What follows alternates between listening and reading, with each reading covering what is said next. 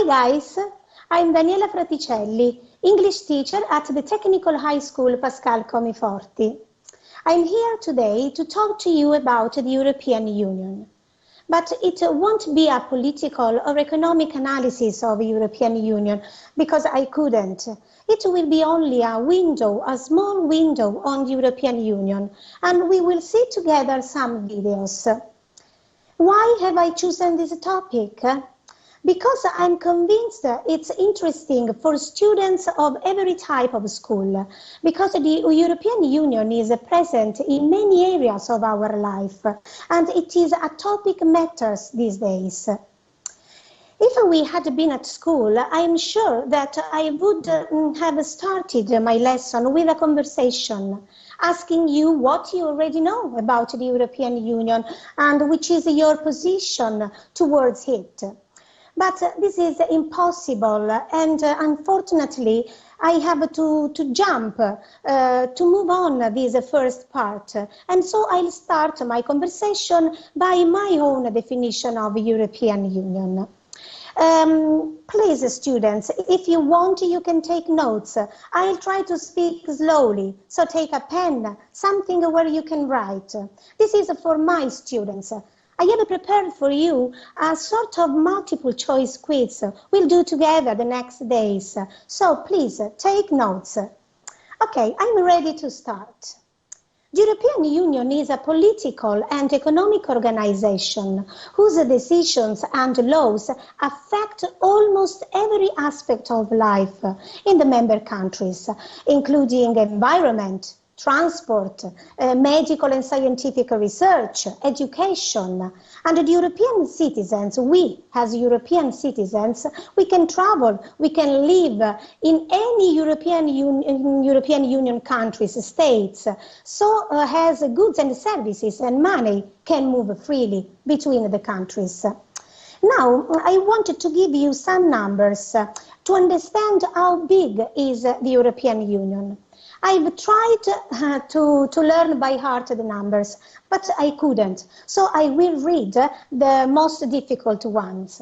For example, the European Union covers an area of 4,233,255.3 square kilometers. And it has a population of 447 million people, which speak 24 official languages. The European Union is made up of 27 member states. If you remembered or if you knew 28, it was true, but it was true until the 31st January 2020, when the United Kingdom left European Union. The Brexit was a great problem for European Union, and the United Kingdom leave took many years and long negotiation. I wanted to tell you just few information about the Brexit. All started on the 23rd June 2016, when the United Kingdom citizens voted to withdraw from European Union. The vote was in favor with this percentage: 51.9% in favor and 48.1% against. We know that United Kingdom is formed by England, Wales, Scotland and Northern Ireland.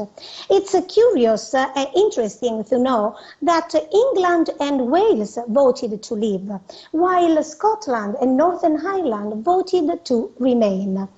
But the total of votes was to leave, so United Kingdom's withdrawal was completed on the 31st January 2020.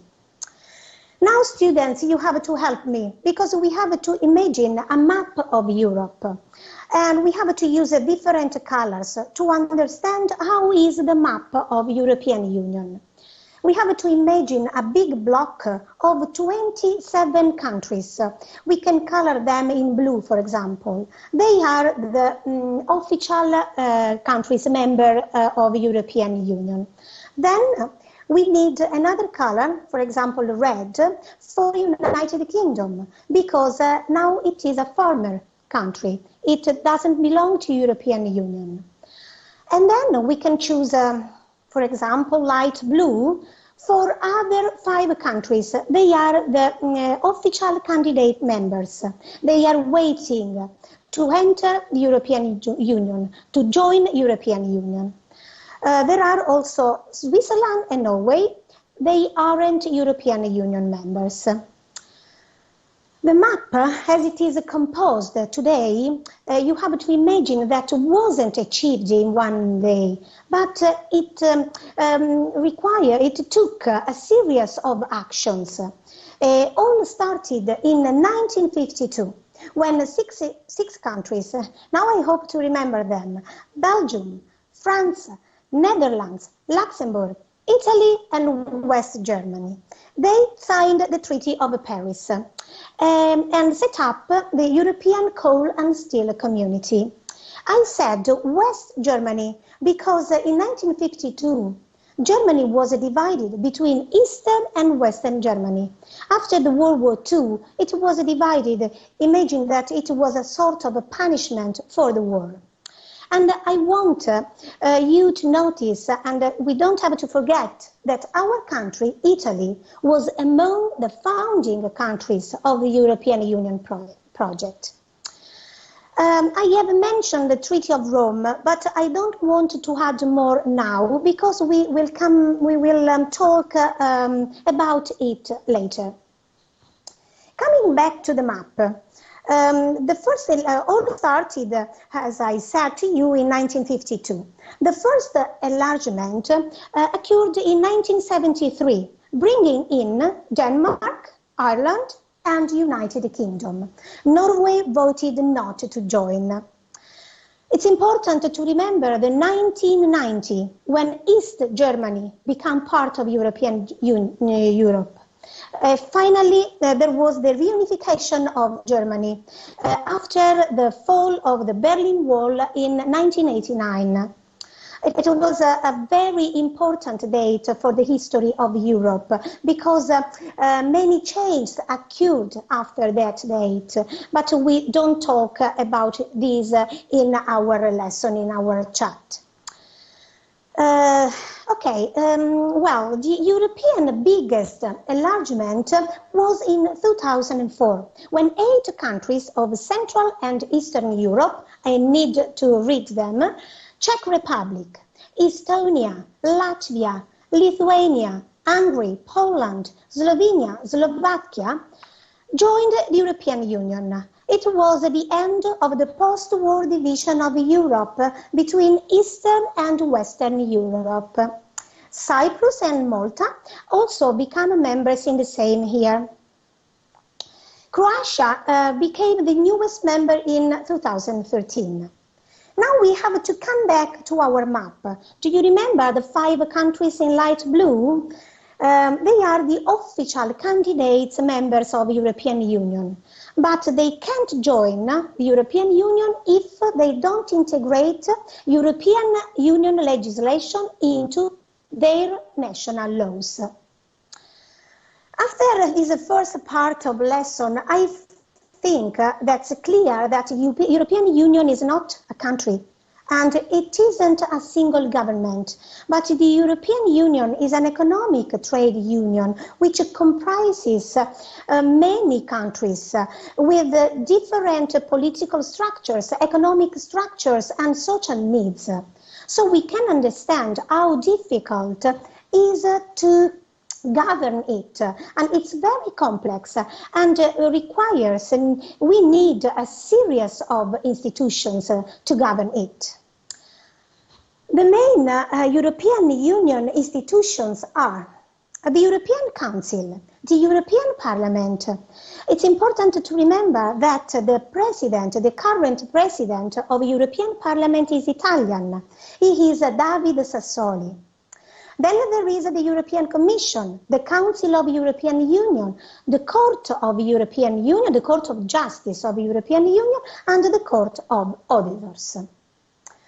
Okay, it's arrived the time for our first video. In this video, I will show you the European Union institutions, where they are based, and their principal functions. It's a bit old, so it talks about 28 countries, but we know very well that they are 27.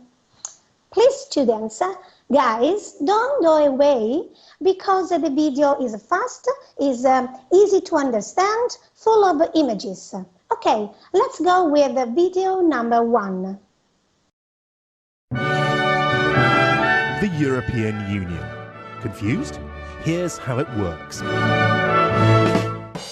We'll start with the European Commission. It's the powerful civil service of the EU, the engine room, if you like. It's run by 28 commissioners, one from each member country. It administers much of the money that the EU spends. But this is also where new laws are born. It's political. The Commission is based in Brussels, in this glass and steel building with lots of flags in front of it. Next, the European Parliament. It's based in Brussels, in this glass and steel building, but sometimes everyone goes to this glass and steel building in Strasbourg instead. Members, or MEPs, sit here. There are 751 from all over Europe. Parliament started as an underpowered talking shop, but has become a serious player, voting on nearly all the laws proposed by the European Commission. There's more. The Council of the European Union. It's where the governments of the 28 member countries have their say. Representatives of said governments meet in this building in Brussels. Sometimes all the leaders meet here to give political direction to the EU. Generally, there's a deal at the end. It's usually a compromise. One more thing. There's the European Court of Justice. It's there to make sure everyone sticks to the rules and follows the laws. It also sorts out squabbles between the Commission, the Council and the Parliament. It's in Luxembourg, and it looks like this. And in a nutshell, that's how the EU works.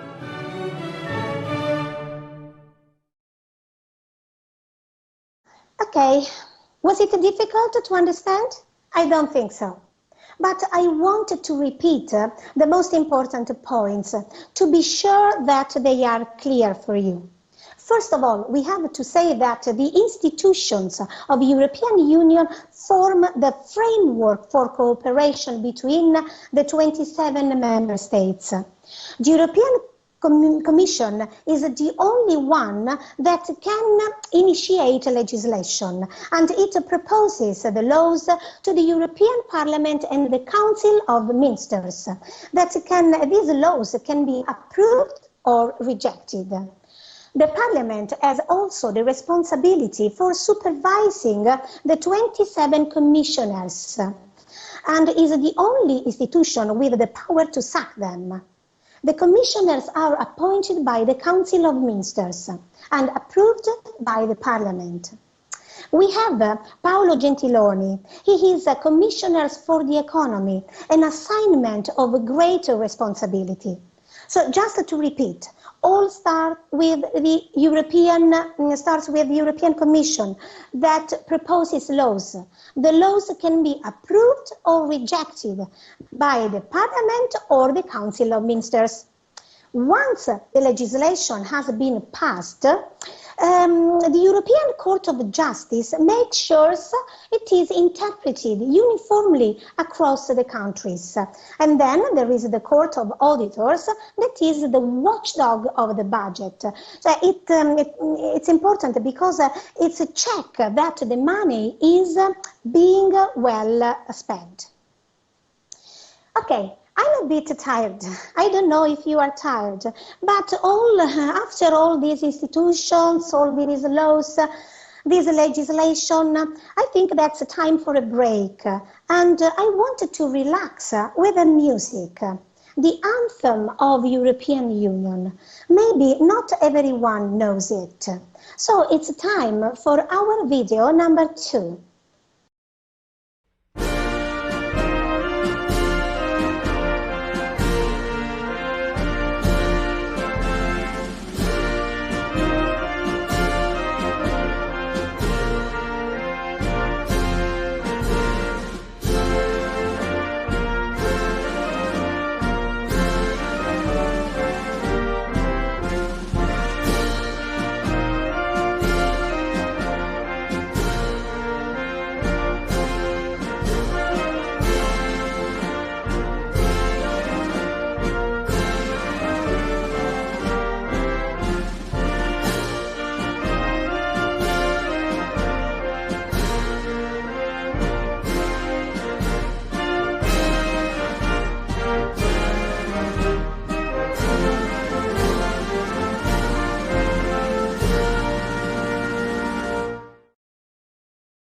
Okay, guys, do you like it? Do you prefer it or do you prefer our Italian one, Italian anthem? I find the European anthem very touching. I wanted to give you some information about it. It is based on the prelude to the Ode to Joy by Ludwig van Beethoven's Symphony No. 9. Due to the large number of European Union languages, Europe has chosen for an instrumental version only. The European Union anthem is a symbol of European Union together with the Europe Day that we celebrate every 9th of May, the flag of European Union and the motto of European Union. You have seen the flag of European Union when we have listened to the anthem. It's blue with a circle of yellow or gold stars. The blue represents the West, while the number of stars doesn't represent the number of the states, because the number of states can change. Now they are 27, but they can change in the years. So the numbers of stars is intended to represent all the people of Europe, even those outside the European integration. The European flag was adopted along with the anthem, the motto, and the Europe Day in the European Communities Summit in 1985. Okay, now I wanted to finish the symbols of European Union with the motto of European Union. The motto is unity in diversity. It was adopted on the 4th May 2020, following a contest. The contest was called A Motto for European Union, and it is based on a Latin motto by the Nobel Prize winner Ernesto Teodoro Moneta. The motto is Varietate in Unitas or Varietate in Concordia. I don't know, do you like it? Why don't you think, this is for my students above all, why don't you think your own motto? You can also send a critical message through it if you want. Okay guys, with the European Union symbols, we have finished the first part of this lesson. We have talked about the present of European Union, its institutions, its symbols, its states, how it works. Now, in the second part of the lesson, I want to understand together with you why and when the European Union project began. To do this, we have to do a jump in the past, and we have to go back to the end of World War II. I'm sure you have studied World War II together with your history teachers, so you know that it was one of the most horrible pages of our history. World War II saw a human and economic catastrophe which hit Europe hardest, and it demonstrated all the horrors of war. Think about the Holocaust or the bombing of Hiroshima and Nagasaki. Once again, there was a great desire that it could never happen again, particularly when the war gave the world the nuclear weapons, very dangerous for humanity. So European leaders decided that the only way to prevent another war was to start to cooperate. The first man that talked about the European states of Europe was Winston Churchill. Winston Churchill spent a great time of his life warning his countrymen about the perils of German nationalism. And when he was a Prime Minister of Britain, he declared war to Germany. It's very famous. It's the first speech as Prime Minister at the House of Commons. In this speech, he asked his people to fight with all the strength that God could give them against a tyranny never surpassed in the past. It was the tyranny of Hitler, the Germany of that period. I suggest that you see a very beautiful film. The title is The Hardest Hour. It describes Winston Churchill's days before the declaration of war against Germany, with a perfect historical reconstructions.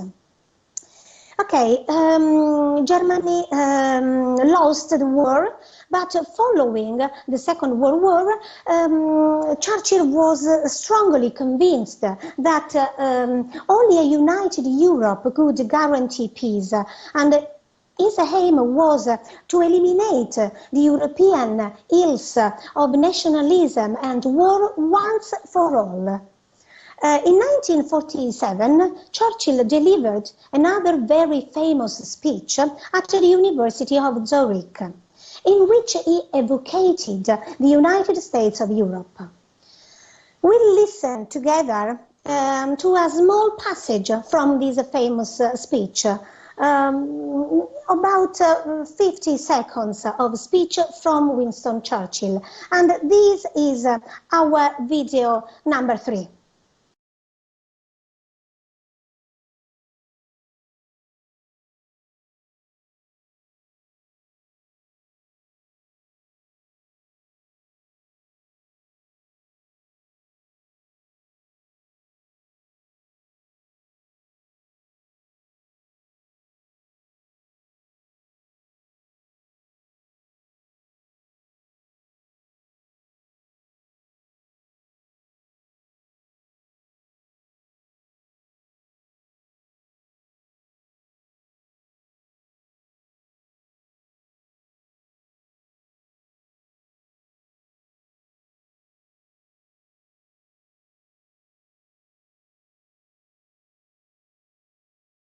Okay, I wanted you to hear the real voice of Winston Churchill because he was one of the most representative personality of our time.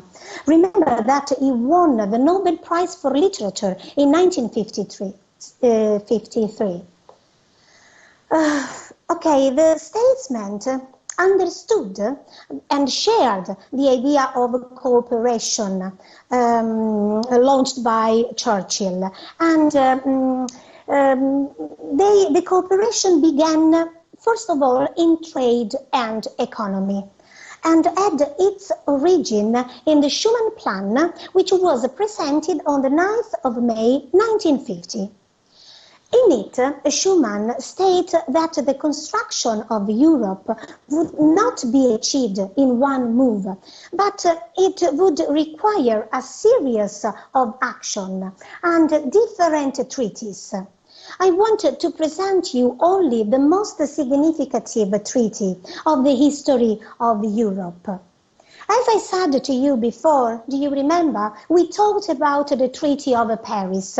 6 countries signed it: France, Germany, Italy, Netherlands, Belgium and Luxembourg. And they set up the European Coal and Steel Community, which proposed that Western European countries should integrate their production of coal and steel.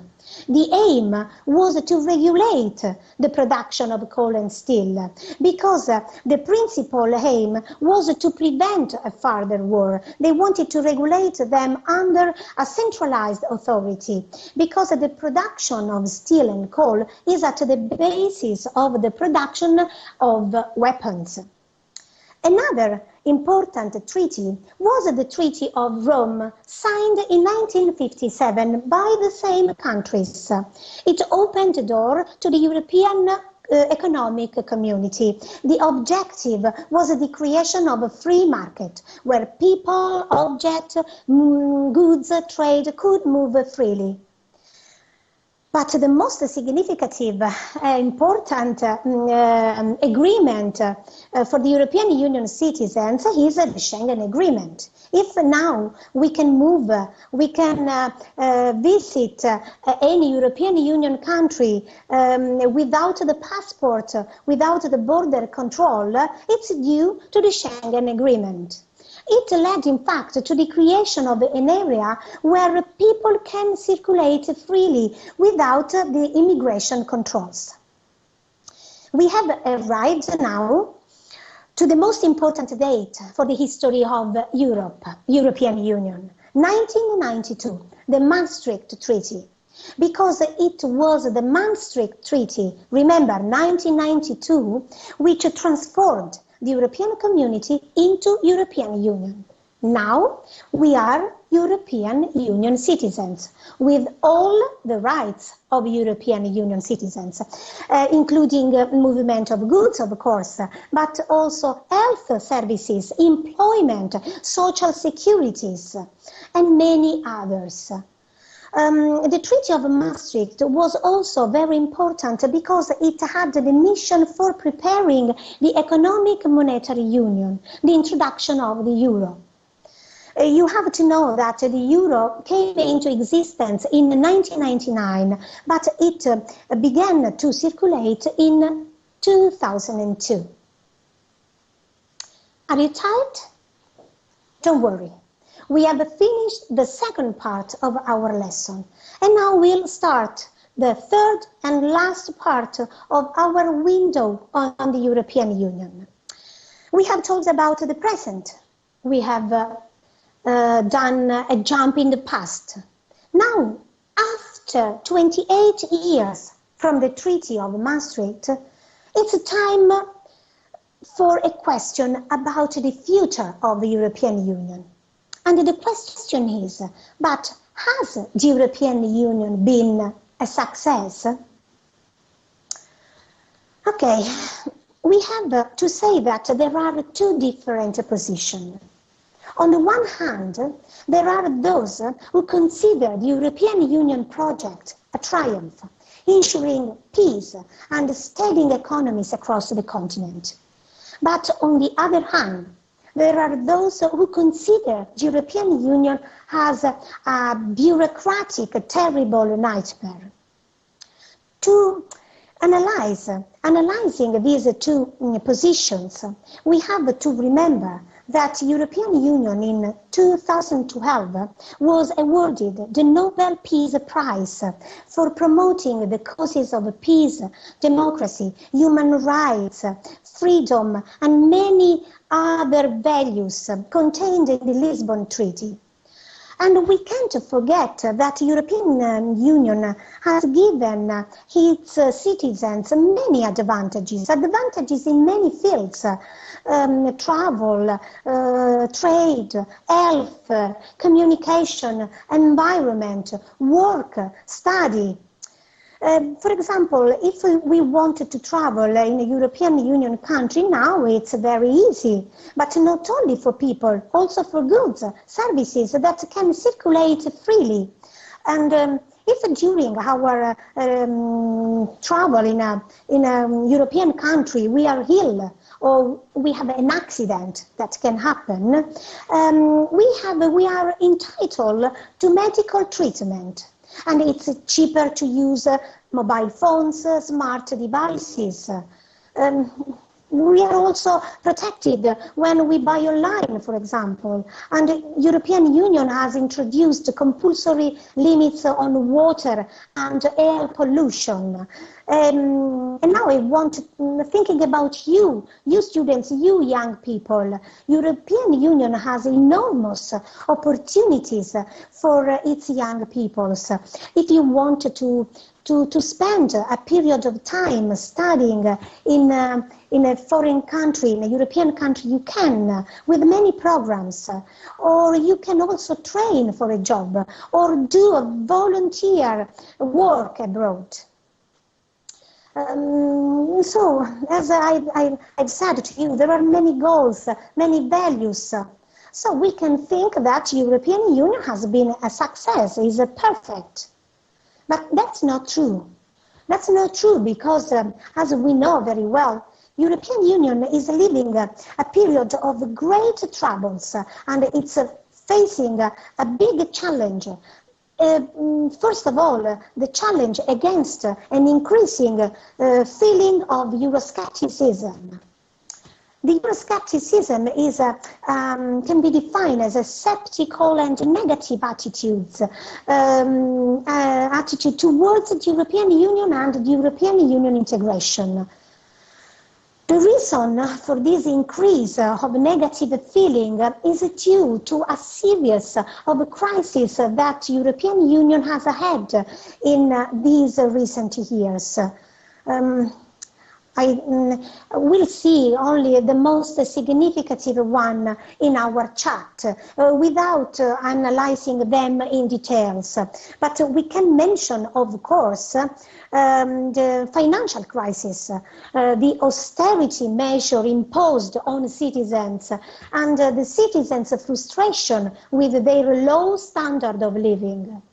There was also the immigration crisis, with an influx of migrants from Africa and the Middle East. We have to mention always the Brexit, because Brexit, as we have seen before, was a great problem for European Union, and United Kingdom leaving can be considered a failure for European Union. And now we have the huge crisis of our days with the coronavirus. In the early 2020, the European Union is facing a fight against the outbreak of a novel coronavirus. What we can say, maybe the European response to this crisis hasn't been entirely appropriate and has reduced, because its response has reduced the popular support for European Union. And now it seems unable to deliver the peace and prosperity that has always been its promise.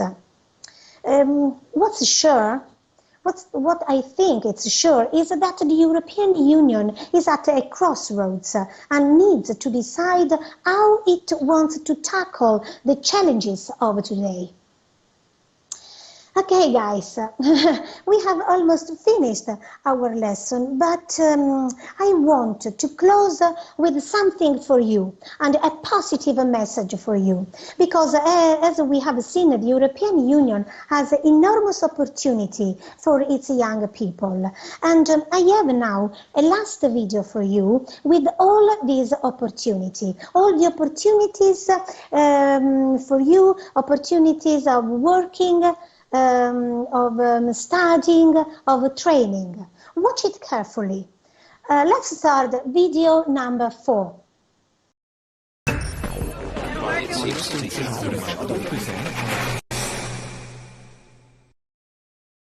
What do you think? Would you like to live such experiences? These experiences are for life. Okay, now I want to suggest you some useful links. I will read them because I think they are important. We have, if you want, you can take notes. We have the Erasmus Plus. It is the European Programme for Education, Training and Sport. After that, I wanted to give you the link for Europass. Consider that the Europass is a sort of curriculum vitae to help making your skills and qualifications easily understood in Europe. And then we have the Eurodesk, the main provider for information on European policies and opportunities for young people. Okay, my dear students, my guys, remember, all these terrible, these difficult, this strange situation will finish soon with our sense of responsibility and with the help of the science, the scientists, and you'll go back to your life. And your life is full of wonderful opportunities. You have only to catch. Now it's time to close our window on the European Union. I wish this lesson was useful and a little interesting for you.